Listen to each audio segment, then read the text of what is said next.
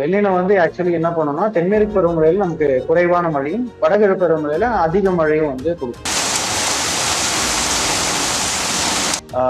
இயல்பை காட்டிலும் 4 degree Pacific வந்து வார்ம் ஆகுது. இயல்பை காட்டிலும் எப்படியும் 2-3 டிகிரி அந்த மாதிரி தான் நமக்கு போகும்.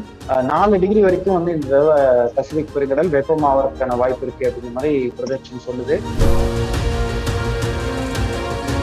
காலையில் ஒரு 38 டிகிரி செல்சியஸ் வெயில் அடிக்குது, சாயங்காலம் போல் இடியுடன் கூடிய கனமழை பெய்யுது சென்னையை பொறுத்த வரைக்கும். இது எப்படி பார்க்கறது? பகல்ல இருந்து நமக்கு நல்லா வெயில் இருக்கும். ஸோ இந்த வெயிலோட அந்த ஹீட்டோட எஃபெக்ட் வந்து நமக்கு ஈவினிங் வந்து நமக்கு இந்த தண்டர்ஸ்டார்ம்ஸ் மாதிரி வரும். அதுவுமே நமக்கு ஜூன்ல எடுத்துக்கிட்டீங்கன்னா நமக்கு ஜூன் ஜூலை நமக்கு குறைவாக தான் இருக்கும். ஆகஸ்ட் செப்டம்பர்ல நமக்கு இந்த ஈவினிங் டைம் பெய்யுற ரேஞ்ச் வந்து கொஞ்சம் அதிகமா இருக்கும். கண்டினியூஸா மீனம் பார்த்தோம்னா வந்து 40 டிகிரி ரொம்ப நாளா இருக்கும். ஸோ இது வந்து எல்னினோடைய அந்த தாக்கம் தான். எல்னினோட தாக்கம் வந்து இந்த வருஷம் நமக்கு ஆரம்பிச்சிருக்கு. இதோட தாக்கம் வந்து அடுத்த வருடம் வரைக்கும் நமக்கு கண்டிப்பாக 27 தான் நமக்கு இன்னும் நமக்கு சம்மர் வந்து இந்த வருஷத்தை கூட அடுத்த வருஷம் சம்மர் வந்து இன்னும் அதிகமாகும். இப்போ வெயிலுடைய தாக்கம் பொதுவாக எடுத்தீங்கன்னா நமக்கு இந்த நகரங்கள் சென்னை போன்ற நகரங்கள்ல வெயிலுடைய தாக்கம் வந்து கடந்த சில நாட்களா நமக்கு வந்து கடந்த சில வருஷங்களாவே நமக்கு வந்து அதிகமாக தான் இருக்கு. அதுக்கு வந்து இந்த பில்டிங்ஸ் அதிகமா இருக்கு, மரம் ரொம்ப கம்மியா இருக்கு. ஸோ டெம்பரேச்சர்ல ரெக்கார்ட் ஆகுறது, சென்சார்ல ரெக்கார்ட் ஆகுறது 40 டிகிரினாலும் நம்ம உணரக்கூடிய வெப்பம் வந்து பாத்தீங்கன்னா 40, 50, 60 டிகிரி அந்த மாதிரி ரேஞ்சுக்கு வந்து வருது.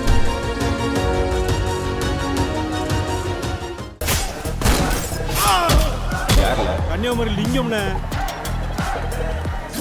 பட்டில் இழைத்த பாரம்பரியம் விவாகா தெய்வீக பட்டு கலெக்ஷன்ஸ் உங்கள் Chennai சில்க்ஸில். BCA Cyber Security, AI and ML, BBA Digital Marketing, FinTech and Digital Banking போன்ற இண்டஸ்ட்ரி 4.0 கோர்சஸ் ஜாயின் பண்ண JNN College of Arts and Science, riddles, Chennai. இப்போ தமிழ்நாடு, இப்போ சென்னை எடுத்துக்கிட்டோம்னாவே கிளைமேட் மாறி மாறி வருது. இந்த மாதிரியான கிளைமேட் சேஞ்சஸ்க்கு என்ன காரணம் வருது?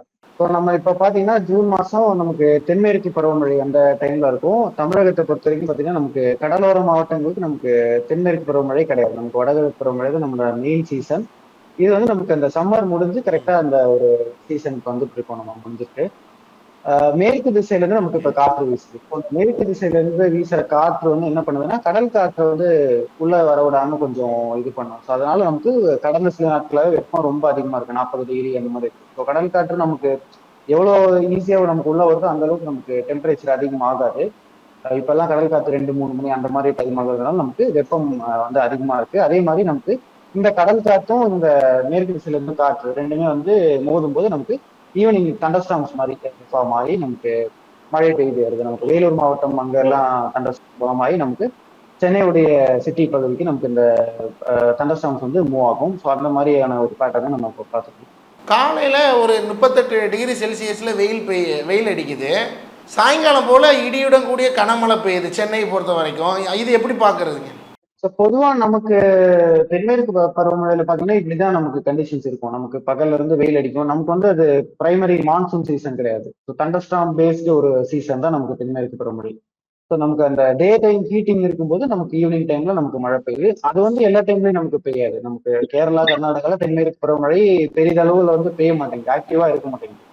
அதனால நமக்கு வந்து தமிழக பகுதியில நமக்கு வந்து தண்டர்ஸ்டார்ம்ஸ் இருக்கும். அங்க வந்து எப்ப நமக்கு மழை அதிக ஆரம்பிக்குதோ நமக்கு வந்து தமிழகத்துடைய கடலோர பகுதியில மழை வந்து குறைஞ்சிடும். இந்த ஈவினிங் பெய்யுற மழை வந்து இருக்காது.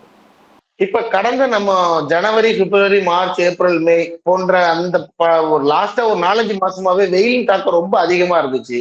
இது என்ன காரணமா இருந்திருக்கும்?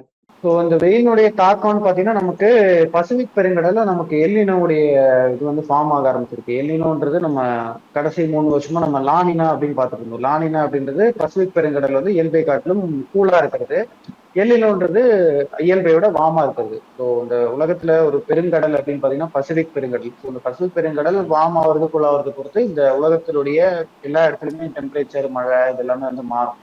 அந்த மாதிரியான ஒரு எல்னினோவுடைய ஆரம்ப கட்ட தாக்கங்கள் தான் நம்ம பார்த்துட்டு இருக்கோம். மார்ச், ஏப்ரல், மேல நமக்கு வெப்பம் வந்து நிறைய இடத்துல இயல்பை காட்டிலும் அதிகமானது. வட இந்தியால நமக்கு 47-48 டிகிரி எல்லாம் நமக்கு போச்சு. சென்னையே வந்து நமக்கு சில நாட்களா நமக்கு 40 டிகிரி ரொம்ப கண்டினியூஸா, இவ்வளவு கண்டினியூஸா நமக்கு அதிக வருஷங்கள்ல வந்ததே கிடையாது.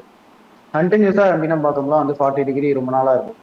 ஸோ இது வந்து எல்னினோடைய அந்த தாக்கம் தான். எல்னினோட தாக்கம் வந்து இந்த வருஷம் நமக்கு ஆரம்பிச்சிருக்கு. இதோட தாக்கம் வந்து அடுத்த வருடம் வரைக்கும் நமக்கு கண்டினியூ. 27 தான் நமக்கு இன்னும் நமக்கு சம்மர் வந்து இந்த வருஷத்தை கூட அடுத்த வருஷம் சம்மர் வந்து இன்னும் அதிகமா இருக்கும். இப்ப நம்ம 2 மாதம் தான் மழையை சமாளிக்கிறோம். மீதி 10 மாதங்களுமே வெயிலோட தாக்கம் தான் அதிகமா இருக்கிற மாதிரி இருக்கு. மேலும் அடுத்த வருடங்கள் 2026, 27, 2030 எல்லாம் வெயிலின் தாக்கம் எப்படி இருக்கும்? இப்போ வெயிலினுடைய தாக்கம் பொதுவா எடுத்தீங்கன்னா நமக்கு இந்த நகரங்கள் சென்னை போன்ற நகரங்கள்ல வெயிலுடைய தாக்கம் வந்து கடந்த சில நாட்களா நமக்கு வந்து கடந்த சில வருஷங்களாவே நமக்கு வந்து அதிகமாக தான் இருக்கு. அதுக்கு வந்து இந்த பில்டிங்ஸ் அதிகமா இருக்கு, மரம் ரொம்ப கம்மியா இருக்கு. ஸோ டெம்பரேச்சர்ல ரெக்கார்ட் ஆகுறது, சென்சார்ல ரெக்கார்ட் ஆகுறது 40 டிகிரினாலும் நம்ம உணரக்கூடிய வெப்பம் வந்து பாத்தீங்கன்னா 40, 50, 60 டிகிரி அந்த மாதிரி ரேஞ்சுக்கு வந்து வருது. இப்போ சென்சாரும் 40 வருது, பட் நம்ம உணரக்கூடிய வெப்பம்ன்றது 60 டிகிரி கிட்டத்தட்ட வருது. ரியல் ஃபீல் அப்படின்னு நம்ம சொல்லுவோம். அந்த மாதிரியான இது வந்து தாக்கங்கள் வந்து இருக்கு. 27ல இந்த தாக்கம் அதிகமா இருக்கும். ஏன்னா அந்த எல்னினோடைய நம்ம சொல்லியிருந்தோம்ல. ஸோ அந்த எல்னினோட தாக்கம் வந்து அடுத்த வருடம் நமக்கு இன்னும் நல்லா தெரியும். ஸோ 2027 சம்மர் வந்து இயல்பை காட்டிலும் ரொம்ப அதிகமா இருக்கும். 28, 29, 30 எல்லாம் பாத்தீங்கன்னா நமக்கு அந்தந்த டைம்ல என்னென்ன கண்டிஷன்ஸ் சேஞ்ச் ஆகுதோ அதை பொறுத்து தான் மாறும். பட் வெப்பம்னு பாத்தீங்கன்னா இயல்பை காட்டிலும் வந்து ஒரு கடைசி ஒரு 10, 15 வருஷத்துக்கு அப்புறம் இப்பெல்லாம் பாத்தீங்கன்னா நமக்கு வெப்பம் வந்து இயல்பை காட்டிலும் சற்றே அதிகமா தான் நமக்கு ஃபீல் பண்றோம். அதுக்கான காரணம் வந்து நமக்கு இந்த மரம் ரொம்ப கம்மியாகுது. ஸோ அந்த மாதிரியான லோக்கலைஸ்டு ரீசன்ஸுமே நமக்கு இருக்கிறது. இப்ப மேற்கு தொடர்ச்சி மலைகள்ல பெய்து வரும் மழையால இப்ப குற்றாலம், தென்காசி, செங்கோட்டை அந்த இதுல எல்லாம் பயங்கர மழை பெய்யறத நம்ம பாக்குறோம். குற்றால அருவிகள்ல தண்ணீர் எல்லாம் வருது. அப்படிங்கிறப்ப டோட்டல் ஆப்போசிட்டா இப்ப சென்னை, பாண்டிச்சேரி, கடலூர் அந்த மாதிரி இடத்துல எல்லாம் இன்னும் வெயில் தான் வாட்டி வதைக்குது. இது என்ன மாதிரியான சேஞ்சஸ்? ஸோ நமக்கு தென்மேற்கு பருவமழை வந்து பாத்தீங்கன்னா இந்த மாதிரி பகுதிகளில் மட்டும் தான் பெய்யும். தென்காசி, கோயம்புத்தூர், குற்றாலம் இந்த இந்த மேற்கு தொடர்ச்சி மலையை ஒட்டி பகுதி வரைக்கும் தான் நமக்கு தென்மேற்கு பருவமழையோட இந்த டைரக்ட் ரெயின்ஸ் கிடைக்கும். அதற்கு பிறகு இந்த பக்கம் ஈஸ்ட்ல வர வர நமக்கு அந்த மலைகள் வந்து என்ன பண்ணும்னா அந்த மாய்ச்சர் வந்து கட் பண்ணிடும். அதனாலதான் நமக்கு இந்த பக்கம் வந்து நமக்கு மழை இல்லாம அந்த ஒரு சைடு மட்டும் மழை இருக்கிற மாதிரி இருக்கு.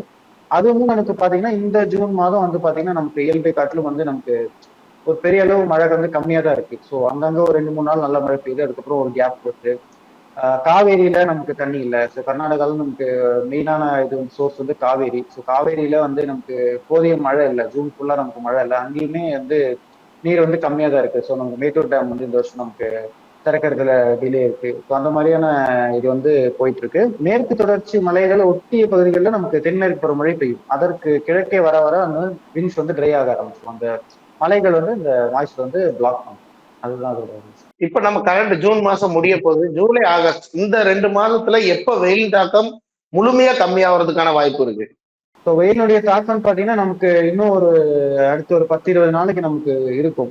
அதற்கு பிறகு நமக்கு படிப்படியா நமக்கு குறைய ஆரம்பிக்கும். இந்த 40 டிகிரின்றது கொஞ்சம் கம்மியாகும். இப்போ நாம் 40 அந்த மாதிரி 38 அந்த மாதிரி பார்த்துட்டு இருக்கோம். அதை தாண்டி கொஞ்சம் வரும். அது வந்து ஒரு 37, 36 அந்த மாதிரி வரத்துக்குலாம் நமக்கு வந்து ஆகஸ்ட் அந்த மாதிரி ஆயிடும். ஆகஸ்ட், செப்டம்பர்ல தான் நமக்கு வந்து சென்னை போன்ற பகுதிகளுக்கு நமக்கு மழையுமே அதிகம். தென்மேற்கு பருவமழையில நமக்கு ஆகஸ்ட், செப்டம்பர் இந்த டைம் வரும்போது நமக்கு சென்னையோட ஆவரேஜும் நமக்கு அதிகமாக வரும். அந்த டைம்ல ஈவினிங் டைம்ல மழை இருக்கும், தண்டர்ஸ்டார்ம்ஸ் இருக்கும். பகல்ல வந்து நமக்கு வெப்பம் கொஞ்சம் கம்மியா இருக்கும். இப்ப நம்ம பாக்குற அளவுக்கு வந்து இருக்காது. 37 அந்த மாதிரியான ஒரு டெம்பரேச்சர். இப்ப நவம்பர், டிசம்பர் அப்படின்னு வந்தாலே தமிழ்நாடு மட்டும் இல்ல, சென்னைக்கே பயங்கர ஒரு பயமே வந்துடும். இந்த போன வருடங்களை விட இந்த வருடம் கொஞ்சம் மழை அதிகமாக இருக்க வாய்ப்பு இருக்கா, இல்ல கம்மியா இருக்க வாய்ப்பு இருக்கா? கண்டிப்பா நமக்கு கடலோர தமிழகம், சென்னை போன்ற பகுதிகளுக்கு நமக்கு வந்து வடகிழக்கு பருவமழை இயல்பை காட்டிலும் அதிகமா இருக்கிறதுக்கான நிறைய வாய்ப்புகள் இருக்கு. நம்ம அந்த எல்னினோன்ற ஃபேக்டர் சொன்னோம்ல, பசிபிக் பெருங்கடல்ல. எல்னினோ வந்து ஆக்சுவலி என்ன பண்ணோம்னா தென்மேற்கு பருவமழையில நமக்கு குறைவான மழையும், வடகிழக்கு பருவமழையில அதிக மழையும் வந்து கொடுக்கும். ஒரு ஆய்வுப்படி பாத்தீங்கன்னா நமக்கு 22 வருஷங்கள்ல 17 வருஷம் நமக்கு அதிக மழை இருந்திருக்கு. எல்னினோ இருந்த வருடங்கள்ல நமக்கு சென்னை, கடலோர மாவட்டங்கள்ல அதிக மழை இருந்திருக்கு. இந்த வருஷமும் அதே மாதிரி நமக்கு அதிக மழை பெய்வதற்கான வாய்ப்பு இருக்கு. சென்னை, கடலோர மாவட்டங்கள்ல அக்டோபர், நவம்பர், டிசம்பர். வடகிழக்கு பருவமழை இயல்பை காட்டிலும் அதிகமாக வர வாய்ப்பு இருக்கு. வெள்ளப்பெருக்கு வருவதற்கான வாய்ப்பு கூட இருக்கு. வெள்ளப்பெருக்கு வர்றதுக்கான வாய்ப்பு அதிகமாக இருக்கிறது அப்படின்னு வச்சுக்கலாமா? கண்டிப்பா. அதான் நான் சொன்ன மாதிரி 22ல 17 வருஷம் நமக்கு எல்னினோல அதிக மழை வந்திருக்கு. ஸோ அதே மாதிரி ஒரு வருஷம் தான் இந்த இந்த எல்னினோ வந்து சாதாரண எல்னினோவும் கிடையாது நமக்கு. எல்னினோ வந்து இந்த டைம் வந்து நமக்கு ரொம்ப ஒரு ஸ்ட்ராங்கான ஒரு எல்னினோவா இருக்கும் அப்படின்ற மாதிரி நம்ம எதிர்பார்க்கணும். 1887ல கடைசியா இந்த மாதிரி ஒரு சூப்பர் எல்னினோ வந்திருக்கு. அதற்கு பிறகு இந்த வருஷம் நமக்கு இயல்பை காட்டிலும் 4 டிகிரி பசிபிக் வந்து வார்ம் ஆகுது. இயல்பை காட்டிலும் எப்படியும் 2, 3 டிகிரி அந்த மாதிரி தான் நமக்கு போகும். 4 டிகிரி வரைக்கும் வந்து இந்த தடவை பசிபிக் பெருங்கடல் வெப்பமாவதற்கான வாய்ப்பு இருக்கு அப்படிங்கிற மாதிரி ப்ரொஜெக்ஷன் சொல்லுது. ஸோ இதெல்லாம் வந்து எதை குறிக்கும்னு பார்த்தீங்கன்னா நமக்கு கடலோர தமிழகத்துல நமக்கு அதிக மழைக்கான வாய்ப்பு இருக்கு வடகிழக்கு பருவமழை. ஜூலை ஆகஸ்ட் மந்த்ல மழைக்கான வாய்ப்பு எதுவும் இருக்கா? ஜூலை ஆகஸ்ட் மாசங்கள்ல நமக்கு இந்த மாதிரி ஈவினிங் தண்டர்ஸ்டார்ம் ரெயின்ஸ் இருக்கும். இடியுடன் கூடிய மழை வந்து கடலோர மாவட்டங்கள்ல அந்த மாதிரி இருக்கும். இடியுடன் கூடிய மழை இருக்கும். மேற்கு தொடர்ச்சி மலையொட்டி பகுதிகளில் நமக்கு அந்த மான்சூன் ரெயின்ஸ், தென்மேற்கு பருவமழையோட அந்த பருவமழை போன்ற ஒரு மழை இருக்கும். அதுவுமே வந்து நமக்கு அந்த சைட்லாம் கொஞ்சம் குறைவா தான் இருக்கும். ஜூலை ஆகஸ்ட் வந்து சென்னையில வந்து நமக்கு இடியுடன் கூடிய மழைக்கான வாய்ப்பு இருக்கு ஈவினிங் டைம். ப்ராப்பரான மழை எந்த மாதம் ஸ்டார்ட் ஆகுது? ப்ராப்பரான மழைன்னு பாத்தீங்கன்னா நமக்கு கடலோர மாவட்டங்களுக்கு பாத்தீங்கன்னா வடகிழக்கு பருவமழையில தான் நம்ம எதிர்பார்க்க முடியும். அக்டோபர், நவம்பர் இந்த பீரியட்ல தான் நமக்கு எதிர்பார்க்க முடியும். அதற்கு முன்னாடி நமக்கு ப்ராப்பர் மீன்ஸ் அந்த தண்டர்ஸ்டார்ம் ரெயின்ஸ் இருக்கும். அதற்கு பிறகு பருவமழை ஆரம்பிக்கும் போது நமக்கு நல்ல மழை, இந்த பூமியில இந்த வாட்டர் வந்து அதிகமாகணும், போர்வெல்லோட இதெல்லாம் அதிகமாகணும், அந்த மாதிரி எல்லாம் வந்து நமக்கு வரணும் அப்படின்னா நமக்கு பருவமழை தான், நமக்கு பருவமழை வரைக்கும் நம்ம வெயிட் பண்ற மாதிரி தான் இருக்கும். வெப்பசலனம் காரணமாக ஓரிரு இடங்களில் மழை பெய்து வருகிறது அப்படிங்கிறத நம்ம பாக்குறோம். அப்படின்னா என்ன அர்த்தம் அப்படிங்கிறத மட்டும் மக்களுக்கு தெளிவா சொல்லுங்க. வெப்பசலனம்ன்றது என்னன்னா, காலையில நமக்கு அந்த வெயிலின் தாக்கம் இருக்கு. ஸோ இந்த இது வந்து நமக்கு ஈவினிங் டைம்ல இந்த வார்ம் ஏர் வந்து மேல ரைஸ் ஆகும். ஸோ அதற்கான அந்த ஃபேவரபிள் கண்டிஷன்ஸ் வந்து வருது. நமக்கு தென்மேற்கு பருவமழை இருக்கு, நமக்கு மேற்குல இருந்து காற்று வீசுது. இந்த பக்கம் கடலோர மாவட்டங்கள்ல நமக்கு கடல் காற்று வந்து இந்த ஈவினிங் டைம்ல வரும். இது ரெண்டும் வந்து ஒன்னோடு ஒன்று மோதுங்கிற டைம்ல வந்து நமக்கு இந்த இடி மின்னல் வந்து மேகங்கள் வந்து உருவாகும். ஸோ அந்த மாதிரி ஃபார்ம் ஆகி நமக்கு வந்து மழையை கொடுத்து கொண்டு வருகிறது. அதை தான் நம்ம இந்த 4 மாசத்துல பார்ப்போம். ஜூன், ஜூலை, ஆகஸ்ட், செப்டம்பர்ல பார்ப்போம். ஆகஸ்ட் செப்டம்பர்ல இதோடைய ஆவரேஜ் வந்து அதிகம். சென்னைக்கு, கடலோர மாவட்டங்களுக்கு ஆகஸ்ட் செப்டம்பர்ல நமக்கு வந்து அதிகம்.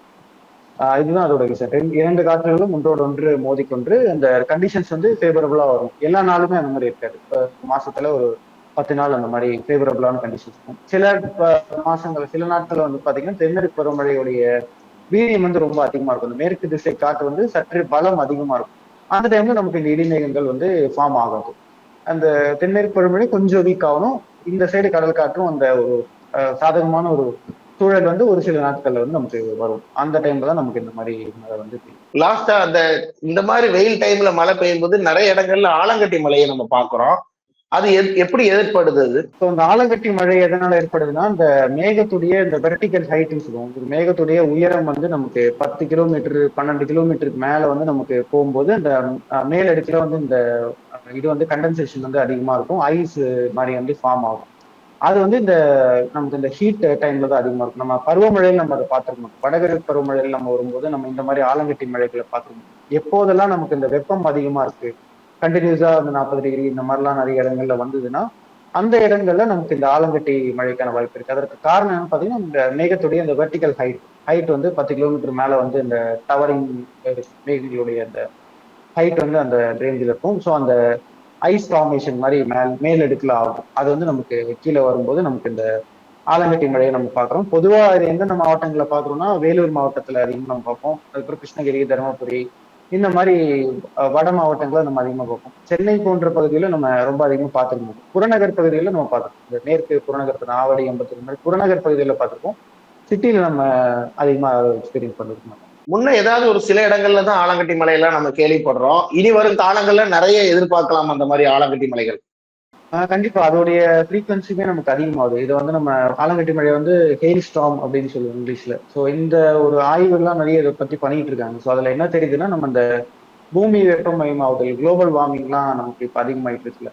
ஸோ இதனால நமக்கு இந்த ஆலங்கட்டி மழையுடைய இதுவுமே நமக்கு அதிகமா பார்த்துட்டு இருக்கோம். அது மூணுல ஒரு வருஷம் அந்த மாதிரி தான் நம்ம பார்ப்போம். இப்போ வந்து நம்ம அதிகமா பார்க்குறோம். எல்லா வருஷமுமே நம்ம ஆலங்கட்டி மழை அந்த மாதிரி நம்ம பார்க்குறோம். ஒரு சில வருடங்கள்ல தான் முன்னாடிலாம் அந்த மாதிரி இருந்துட்டு இருந்தது.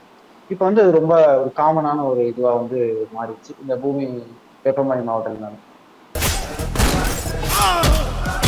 கன்னியாகுமரி லிங்கம்னே. பட்டில் இழைத்த பாரம்பரியம், விவாகா தெய்வீக பட்டு கலெக்ஷன்ஸ் உங்கள் Chennai சில்க்ஸில். BCA Cyber Security, AI and ML, BBA Digital Marketing, Fintech and Digital Banking போன்ற Industry 4.0 courses join பண்ண JNN College of Arts and Science, Redis, Chennai.